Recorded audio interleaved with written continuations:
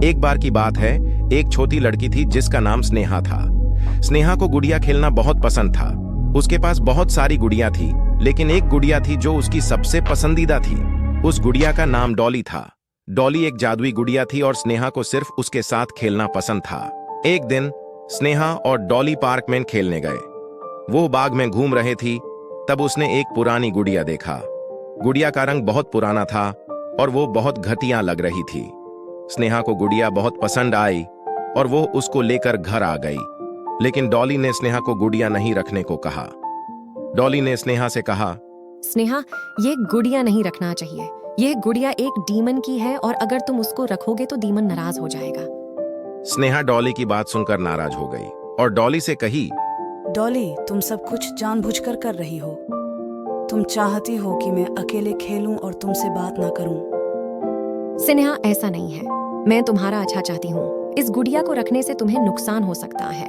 मेरी बात मान लो और ये गुड़िया मत रखो। स्नेहा ने डॉली की बात नहीं मानी और वो गुड़िया रखी। जब स्नेहा गुड़िया से खेल रही थी तो उसको एक तेज सा झटका लगा और वो बेहोश हो गई। डॉली ने स्नेहा को उठाने की कोशिश की, लेकिन वो नहीं उठी।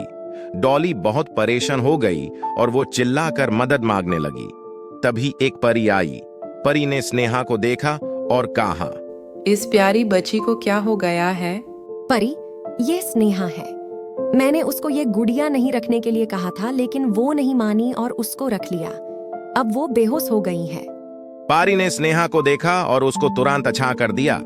स्नेहा की आंखें खुल गई और वो डॉली से लिपाता कर रो पड़ी। स्नेहा, तुमने ये गुड़िया रखकर एक बहुत बड़ी गलती की है। ये गुड़िया यक डीमन की थी और ये उसके लिए बहुत अनमोल था। इस तरह औरों की गुड़िया नहीं लेनी चाहिए। वो गुड़िया डीमन को वापस कर दो। स्नेहा और डॉली पारी से शुक्रिया करके गुड़िया पार्क में छोड़ आ गए और वो घर जाकर सो गए। आगे से स्नेहा कभी भी ऐसी गलती नहीं करती थी।